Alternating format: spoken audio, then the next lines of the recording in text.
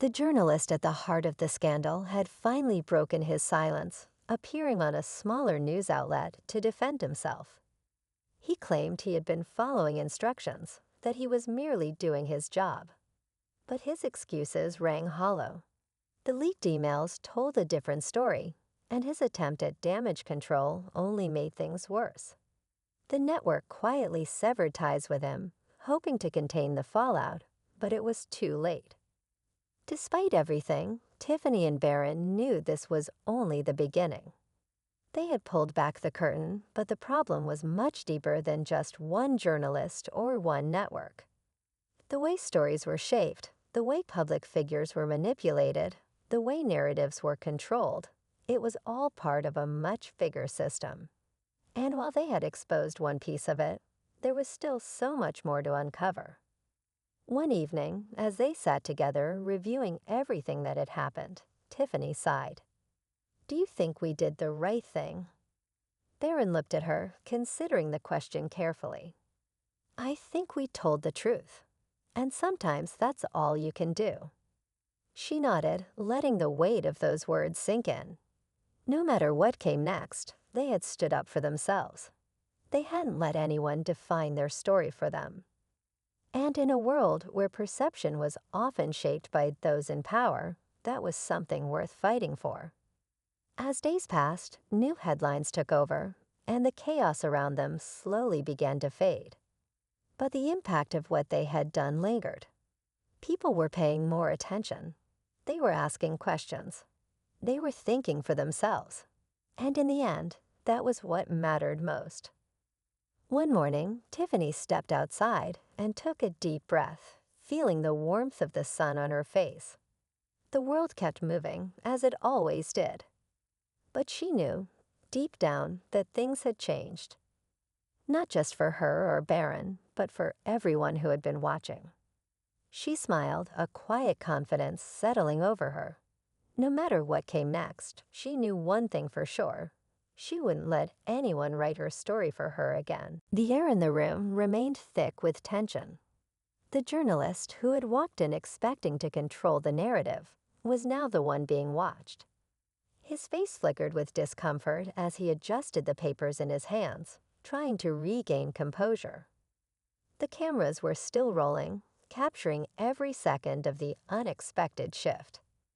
Tiffany, who had spent years gracefully navigating the public eye, knew this was one of those moments that would be replayed again and again. But what no one had expected was that it wouldn't be her who controlled the conversation. It was Barron.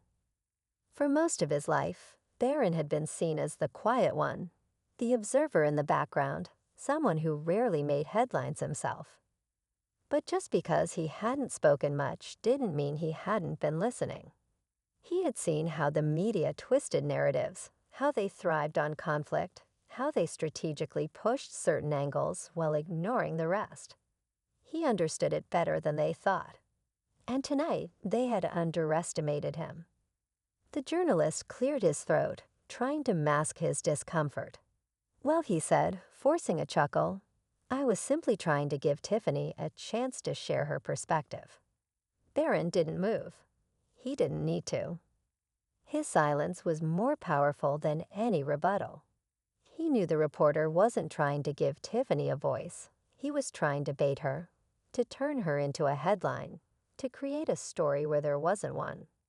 And now, with all eyes on him, the journalist was realizing that his usual tactics weren't going to work. Tiffany finally spoke, her voice steady but edged with amusement. "I appreciate the opportunity," she said, her smile polite but knowing. "But I don't think I need to explain my worth to someone who decided it for me before even asking the question." A soft ripple of murmurs moved through the crowd. It was a subtle but sharp response, one that left no room for argument. Tiffany wasn't just defending herself. She was exposing the way these narratives were built in the first place. The journalist opened his mouth as if to say something, but no words came out. Instead, he shifted on his feet, looking toward the other reporters as if hoping for backup. But they weren't jumping in to help. In fact, many of them were looking down at their notes, suddenly more interested in their papers than the exchange unfolding in front of them. No one wanted to be the next person called out. Barron and Tiffany exchanged a brief glance. It was a look of understanding, the kind that only siblings could share. Tiffany had spent years in the public eye, navigating expectations, handling criticism with grace. Barron, on the other hand, had stayed in the shadows, watching, learning. But tonight, for the first time, he had stepped forward, not just for Tiffany, but to make it clear that he wouldn't let anyone rewrite their family's story without a challenge. A slow shuffle moved through the crowd as another journalist, hesitant but eager to move things along, raised their hand to ask a question about something completely unrelated. The tension didn't fully disappear, but the moment had passed.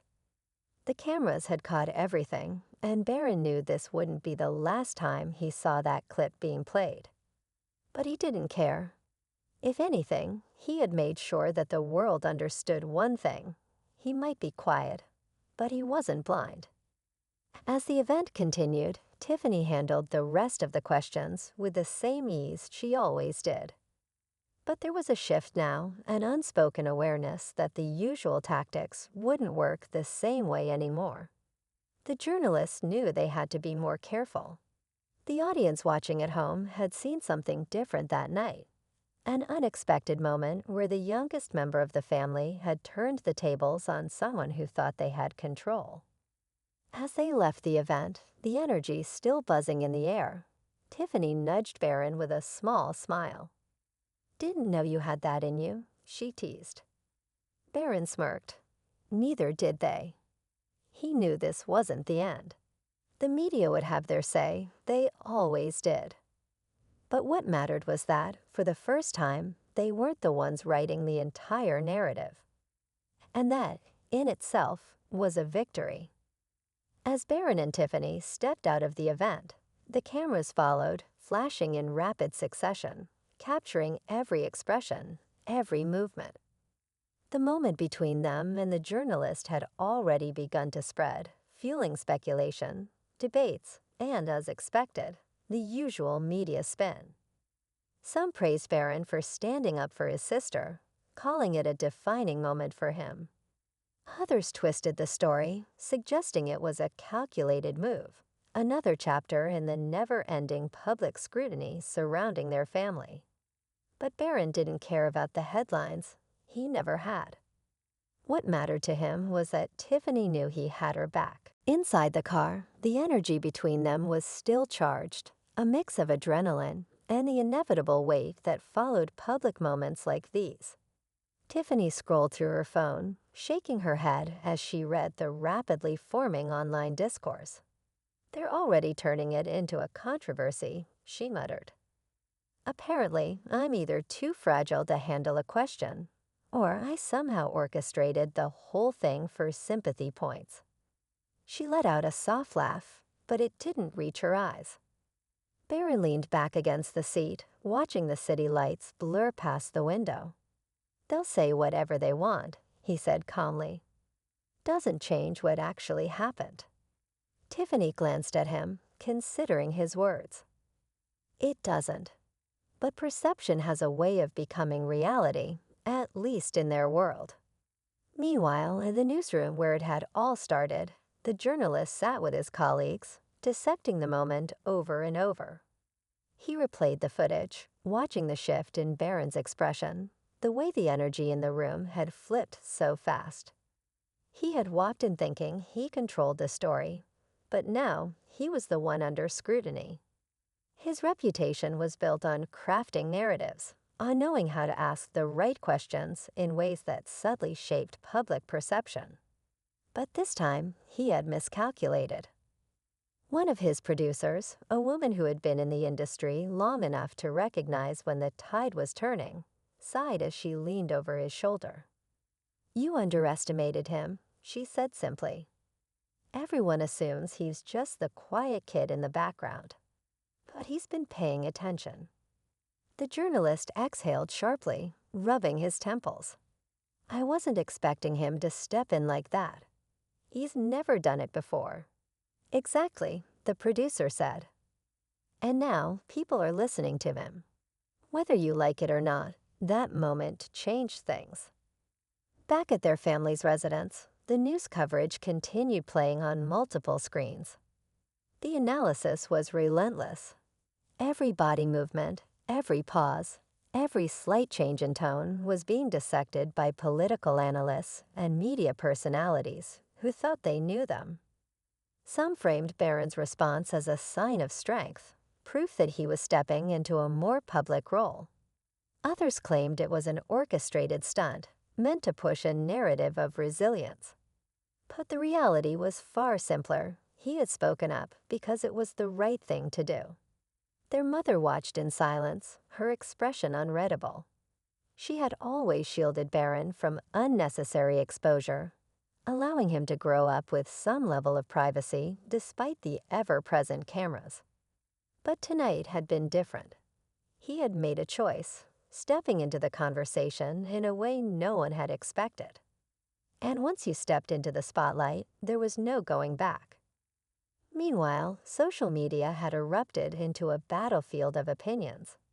Supporters flooded timelines with clips of the moment, praising Barron's composure, calling it a defining shift.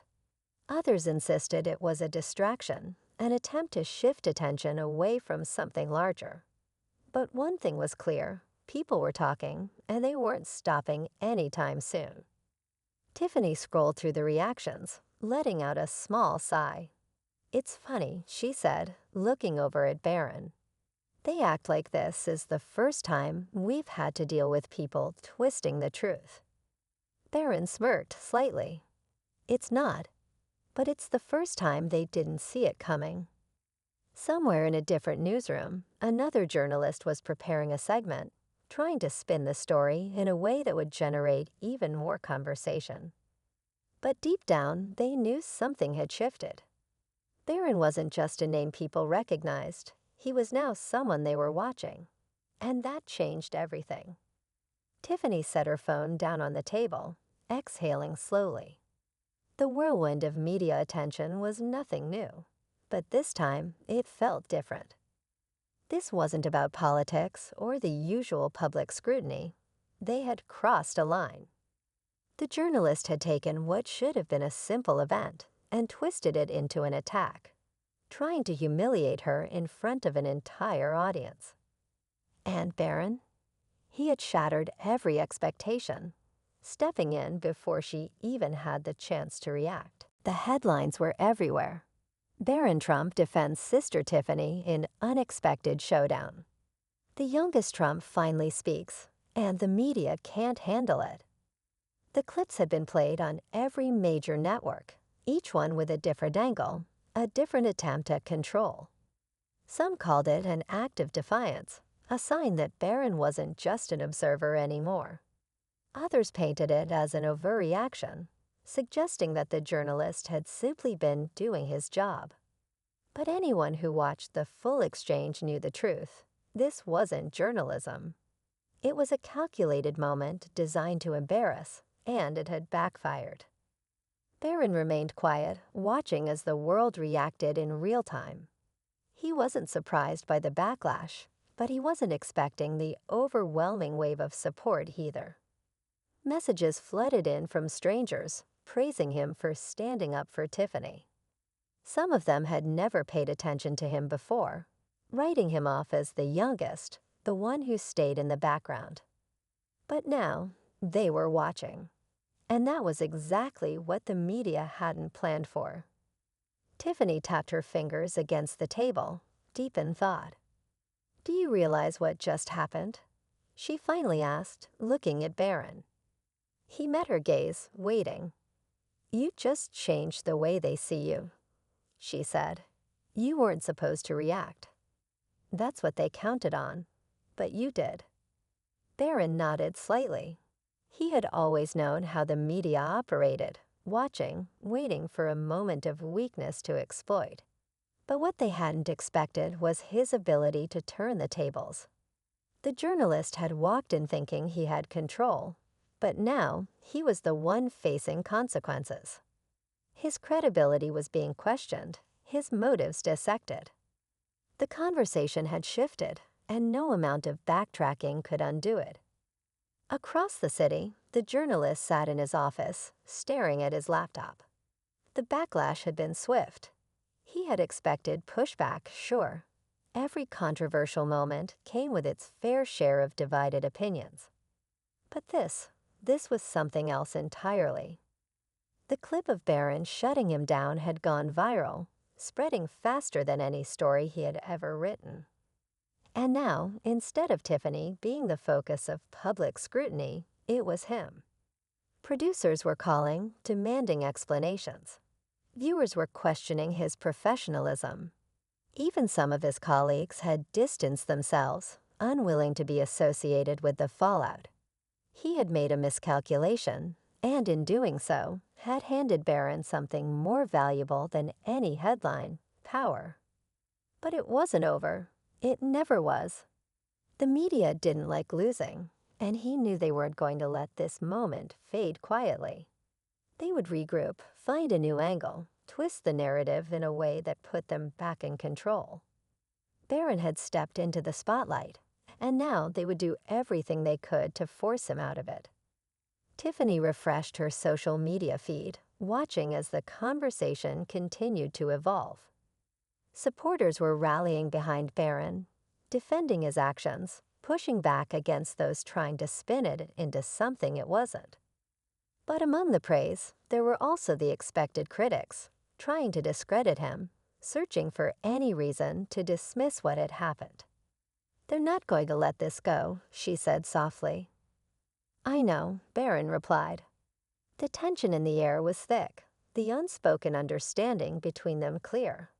This was only the beginning. The journalist might have been momentarily knocked off balance, but he wasn't the only one who would try to turn this into something bigger. More interviews would come, more discussions, more attempts to regain control of the narrative. Barron had challenged them, and now they would challenge him back. For the first time in his life, he wasn't just a name in the background. He was a player in the game, and the media wasn't going to let that happen without a fight. Tiffany glanced at her phone again, her screen lighting up with a new notification. Another news outlet had picked up the story, but this time, the tone was different.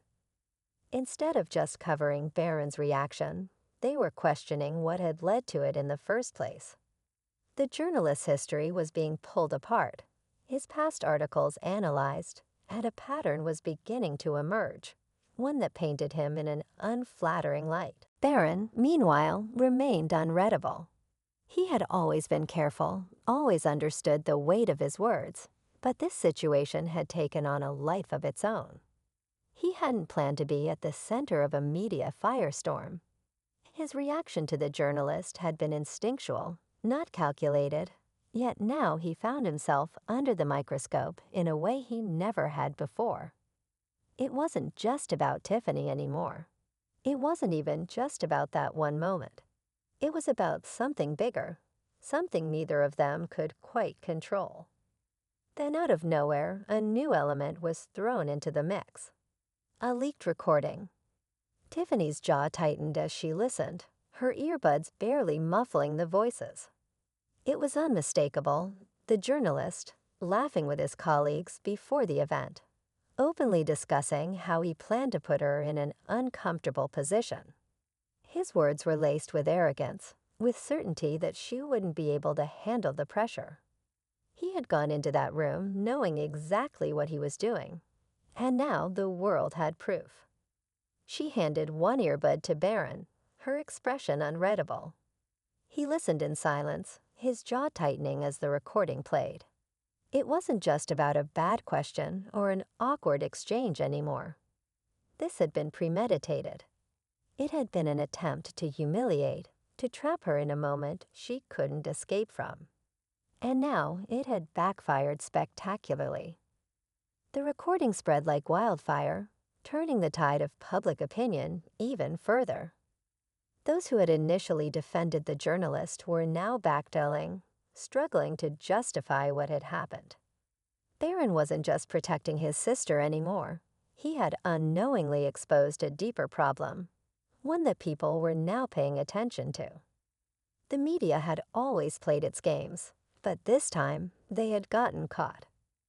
The journalist, once so confident, was now facing serious backlash. His employer released a statement distancing themselves from his actions, and within hours, there were rumors that he had been suspended. But Barron wasn't naive. He knew this wasn't over. The media never took a loss without fighting back. And he was right. The very next morning, a new narrative was already forming.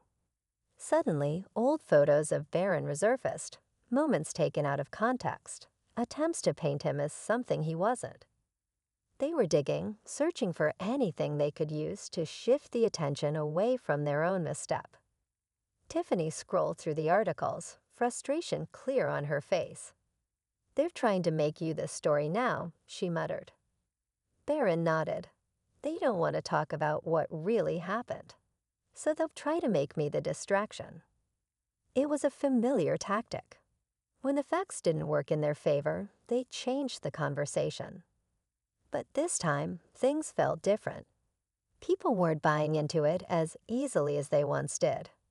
The recording had done something powerful. It had shown people what went on behind the scenes, exposed the calculated nature of the attacks. Yet even as the media scrambled to regain control, another unexpected development threw everything into further chaos. Someone from the journalist's own network had come forward, an anonymous source claiming this wasn't an isolated incident. More recordings, more evidence, a deeper look into how these kinds of narratives were shaped and controlled. Tiffany and Barron exchanged a glance. This wasn't just about them anymore. This was turning into something much bigger, and the storm was only getting stronger. Barron took a deep breath, scrolling through the latest headlines. The shift in public perception was undeniable. What had started as a journalist's attempt to embarrass Tiffany had spiraled into something far beyond what anyone could have predicted. The leaked recordings had exposed more than just a single bad faith interview. They had revealed a larger pattern of manipulation, and now people were paying attention. Tiffany, sitting across from him, looked up from her phone, her expression a mix of exhaustion and determination. "They're still trying to spin it," she said, shaking her head. "Some of them are calling it a misunderstanding, like he just got caught in a bad moment." Barron scoffed. "A bad moment doesn't get recorded multiple times. This wasn't an accident." The journalist in question had gone completely silent.